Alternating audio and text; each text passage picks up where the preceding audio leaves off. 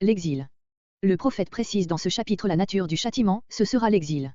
Cet exil est annoncé et décrit, versets 1 à 9, puis il est motivé par une récapitulation des péchés d'Éphraïm dès le commencement de son histoire, versets 10 à 17. Verset 1. Versets 1 à 9. Malgré les menaces de Dieu, Israël n'en vit pas moins dans la sécurité, les biens dont il jouit et qu'il attribue à ses idoles lui seront enlevés par l'exil. Les peuples, les nations païennes. Il s'agit ici des réjouissances auxquelles on se livrait au temps de la moisson. Tu t'es prostitué sur toutes les aires à blé. Peut-être placé-on dans les aires où on foulait le blé l'idole du Dieu protecteur de la moisson. Le salaire de la prostitution, les biens qu'Israël attend comme dot des faux dieux auxquels il offre des sacrifices. Il n'aura pas le temps de jouir de ses biens, verset 3. Verset 2. L'aire où l'on foule le blé, la cuve où l'on recueille l'huile. Les trompera. Le texte dit, la trompera. Ce pronom féminin est amené par l'image sous laquelle a été présenté Israël, verset 1, celle d'une prostituée. Verset 3. En Égypte, en Assyrie. L'Assyrie sera leur nouvelle Égypte. Des choses souillées. Ils ont souillé leurs aliments en offrant les prémices aux idoles, leur punition sera de manger dans la terre idolâtre les aliments souillés des peuples impurs chez lesquels ils habiteront. Verset 4. Plus de libation ni de sacrifice, ils ne sont plus agréables à Dieu, c'est pourquoi Israël ne pourra plus en offrir. De vin. On en faisait des libations, nombre 15.5-10, dont on accompagnait les sacrifices d'action de grâce et les holocaustes. Un pain de deuil. La présence et le contact d'un mort dans une maison souillée durant 7 jours, la maison et tout ce qu'elle contenait, les aliments même pris pendant ce temps, étaient envisagés comme impurs, nombre 19.14, comparé Deutéronome 26.14. Or, le séjour en pays païen souillera le peuple, comme s'il se trouvait dans une maison de deuil et souillera tout ce qu'il voudrait offrir à l'Éternel. Leur pain. Dieu le leur laissera complètement, comme il sera souillé, ils ne pourront plus lui en offrir les prémices. La maison de l'Éternel, le temple de Jérusalem où, d'après la loi, le peuple devait offrir ses dons. Verset 5. Que ferez-vous? La loi ordonne de célébrer certaines solennités, elle en prescrit le rituel et les sacrifices, comment le feront-ils dans l'exil? Eux, peuple souillé, sur une terre impure. Ils seront donc violateurs de la loi, soit qu'ils célèbrent la fête, soit qu'ils ne la célèbrent pas. Telle est encore aujourd'hui la position des Juifs dans leur dispersion. Verset 6. L'Égypte est de nouveau représentée ici comme le type permanent de la maison de servitude.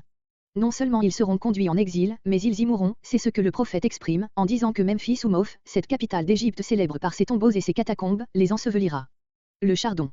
Les restes de leur richesse demeurés dans leurs maisons détruites seront recouverts par les chardons et les épines. Verset 7. Osée voit le châtiment déjà arriver, cette vue prophétique le rend fou de douleur, douleur d'avoir de tels péchés à reprocher et de tels châtiments à annoncer. De ton hostilité. Ces mots sont expliqués par le verset suivant. Verset 8. La sentinelle, le vrai prophète de Dieu, Osée. Avec mon Dieu. Il eût pu dire, avec son Dieu, mais comme cette sentinelle c'est lui-même, il emploie le pronom de la première personne, mon. Dans la maison de son Dieu. Si le mot son se rapporte, comme cela est naturel, au prophète, la maison de son Dieu ne peut guère désigner que le pays tout entier, voire au verset 15 et Osée 8.1. Sinon, il faudrait rapporter le mot son à Éphraïm et entendre par la maison de son Dieu le temple du veau d'or à Bethel, ce qui est forcé. Verset 9. Allusion au crime odieux raconté Juge chapitre 19 et qui entraîna la destruction de la tribu de Benjamin, il en sera de même maintenant du peuple entier. Verset 10. Versets 10 à 17. La joie de Dieu sur Israël a été courte, la conduite d'Israël y a promptement mis fin. Dans le désert, là où on ne pouvait compter sur une telle trouvaille. Un fruit précoce sur un jeune figuier, sur un arbre duquel on n'espérait encore rien de semblable, vu sa jeunesse et à une saison où l'on ne pouvait s'y attendre, double surprise qui dépeint d'une manière touchante la joie et l'amour de Dieu pour Israël naissant. À Baal-Péor. Comparé nombre 25.13.